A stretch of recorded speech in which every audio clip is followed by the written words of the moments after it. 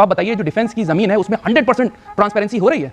आप बताइए रेलवे की जो लैंड है उसमें 100% ट्रांसपेरेंसी है? सैयद जवाद, आप वक्फ बोर्ड को भारत की सेना के सामने खड़ा कर रहे हैं। आप कह रहे हैं कि वक्फ बोर्ड भी वैसा ही करेगा जैसे भारत की सेना करेगी। अब देखिए गजब है, मैंने क्या गजब है। मुझे बड़ी हैरानी हो रही है। आप ये बता रहे हैं सेना अपने हिसाब से जो जमीनें रखती है अपने पास वो देश की हिफाजत के लिए रखती है। अच्छा। वक्फ बोर्ड उन जमीनों पर कब्जा करने के लिए रखता है। कम से गुरुद्वारा कमेटी की बात करें, मैं आपकी जानकारी दे रहा हूं, एसजीपीसी जो एक्ट है भारत सरकार के नियम के अनुसार बना है और उसके अंदर हर चीज ऑडिटिंग है।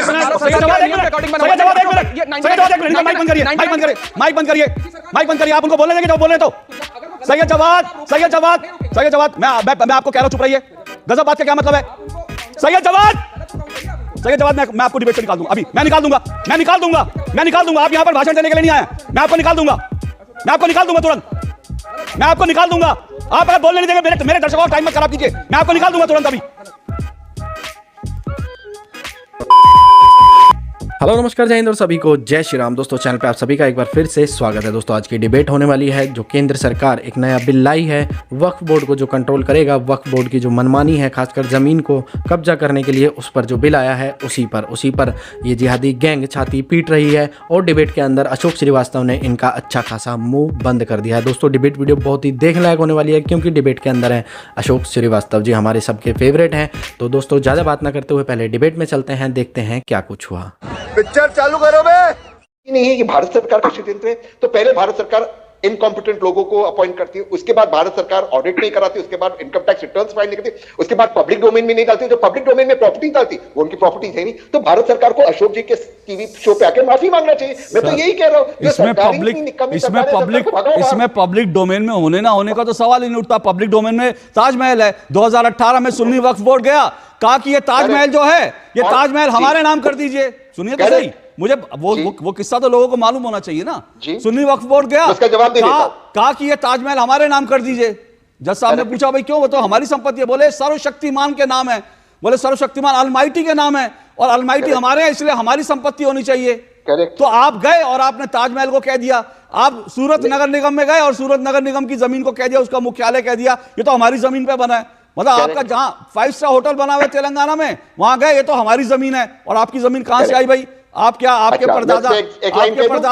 परदादा कहां से जमीन लेकर आए थे? जरा इसका बताइए, हिसाब किताब दीजिए। एक लाइन में जवाब दे देता हूं। आपने बिल्कुल सही कहा अशोक जी, आप वाकई अच्छा रिसर्च करते हैं। लेकिन हुआ क्या कि कोर्ट के अंदर ऐसा रपाट मिला ये केस के ऊपर, भाग गए ना। तो ये जो तर्क बनाया जाता है कि कोई भी जमीन दे सकते, ठीक है, वो जाकर कुछ भी क्लेम करे। मैं क्लेम कर दूं चांद मेरा है, मिलेगा क्या? अरे बहुत अच्छी बात की आपने सर, बहुत अच्छी बात है कि आपको कुछ भी ले सकते, नहीं ले सकते। बहुत अच्छी बात है, बहुत अच्छी बात की। क्योंकि जब ताजमहल को अपने नाम कराने गए थे ना तो जज साहब ने कहा जाओ औरंगजेब का दस्तखत लेकर आओ। वो नहीं लेकर आ सके। ठीक है, सुनिए।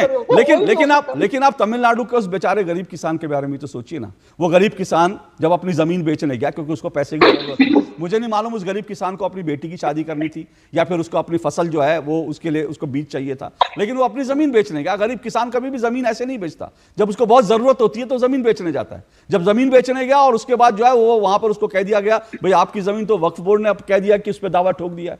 और उसके बाद वो आप चाहते हो कि वो वकील जो है ये तो यहां तो सुन्नी वक्फ बोर्ड के बाद बड़ा पैसा है, वो जाएगा और वो ताजमहल अपने नाम लिखवाने जाएगा। कल को वो जा सकता है, ये भी कह सकता है सूरज मेरा चांद मेरा, क्योंकि उसके बाद बहुत पैसा है। सुप्रीम कोर्ट में वो हायर कर लेगा, कपिल सिब्बल को हायर कर लेगा, वो अभिषेक मनु सिंघवी को हायर कर लेगा, जिनकी एक घंटे की फीस 15 लाख रुपए। लेकिन मैं ये कह रहा हूं कि वो बेचारा गरीब किसान कहां जाएगा? उसको आप ठोकरे खाने पे मजबूर करोगे। तो तर्क इसलिए ये है कि इसको अकाउंटेबल और इसको जो है पारदर्शी बनाना इसलिए जरूरी है। 1 मिनट रुकिएगा, आपकी बात पे आरपी सिंह। बहुत शुक्रिया आपका अशोक भाई। देखिए जिस मौजू पे हम लोग डिबेट कर रहे हैं बड़ा संजीदा मौजू है और उसको थोड़ा सा समझने की भी ज़रूरत है। और सवाल क्यों खड़े हो रहे हैं?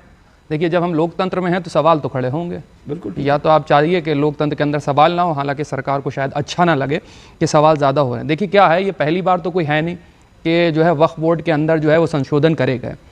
और अगर यही है कि ट्रांसपेरेंसी होना चाहिए तो आपने पहले क्या कहा कि सबसे ज़्यादा ज़मीन किसके पास है? डिफेंस के पास है। दूसरी सबसे बड़ी ज़मीन रेलवे के पास है। तो आप बताइए जो डिफेंस की ज़मीन है उसमें 100% ट्रांसपेरेंसी हो रही है? आप बताइए, रेलवे की जो लैंड है उसमें 100% ट्रांसपेरेंसी है। सैयद जवाद, आप वक्फ बोर्ड को भारत की सेना के सामने खड़ा कर रहे हैं। आप कह रहे हैं कि वक्फ बोर्ड भी वैसा ही करेगा जैसे भारत की सेना करेगी। अब देखिए, गजब है, मैंने क्या गजब है। नहीं, मुझे बड़ी हैरानी हो रही है।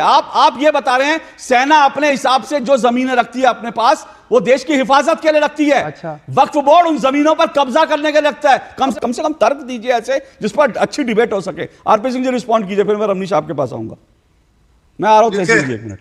अशोक भाई, मूलतः बात तो यह है कि दुनिया के किसी और देश में क्या इसी प्रकार का, या मुसलमान देशों में इस प्रकार का कोई कानून है कि वक्फ बोर्ड जिस मर्जी संपत्ति को चाहे बोले हमारी संपत्ति है? मेरे ख्याल तो नहीं। मैं अभी बैठा गूगल सर्च मारकर मैंने प्रिंट आउट लिया पढ़ने के लिए कि कहीं मिल जाए कहीं पर कोई ऐसा देश यहाँ पर जो मर्जी संपत्ति अपनी कर ली जाए। एक बात। दूसरी बात, आपकी जानकारी 2009 से लेकर अब तक 4 लाख एकड़ से 8 लाख एकड़ हो गई वक्फ बोर्ड की संपत्ति। अब वो कैसी हो गई? क्योंकि आजादी के बाद आरपी सिंह सर जी, बहुत सी गुरुद्वारों की भी संपत्ति है, बहुत सी क्रिश्चियंस के पास भी संपत्ति है और बड़ी प्राइम लोकेशन पर है, और उनसे जो इनकम आती है वो बहुत से गुरुद्वारों के अंदर लगती है, सेवा के अंदर लगती है। वक्फ का मतलब ही यही होता है कि आपने अपनी जमीन दी है लोगों के अच्छे कामों के लिए। बहुत से स्कूल, कॉलेजेस और बहुत से बड़े बड़े सरकारी संस्थान जो है वो वक्फ की जमीन पे बने हुए हैं। उनको अपनी बात पूरी करने वक्त के पीछे पड़े हुए हैं।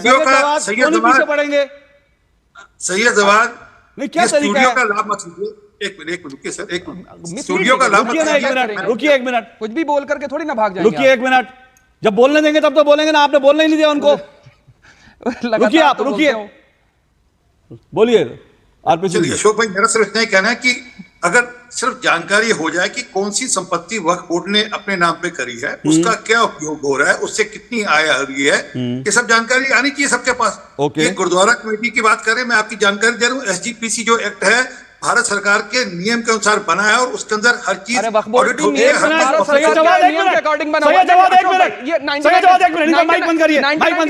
माइक बंद करिए। आप उनको बोलने देंगे जब बोल रहे तो? सैयद जवाद, मैं आपको कह रहा हूं चुप रहिए। गजब बात का क्या मतलब है? सैयद जवाद, मैं आपको डिबेट से निकाल दूंगा अभी। मैं निकाल दूंगा। आप यहां पर भाषण देने के लिए नहीं आए। मैं आपको निकाल दूंगा तुरंत। मैं आपको निकाल दूंगा। आप अगर बोलने नहीं देंगे, मेरे दर्शकों का टाइम मत खराब कीजिए। मैं आपको निकाल दूंगा तुरंत अभी। शांत बैठिए, नहीं तो मैं अभी आपको निकाल दूंगा। अब मैं आपको आखिरी चेतावनी दे रहा हूं। आरपी सिंह जी को लाइए, इनके माइक सबके बंद कर दीजिए। और अब ये बोलेंगे तो मैं इनको स्टूडियो से बाहर निकालूंगा। बिल्कुल, ये बात हुई। आरपी सिंह जी बोलिए।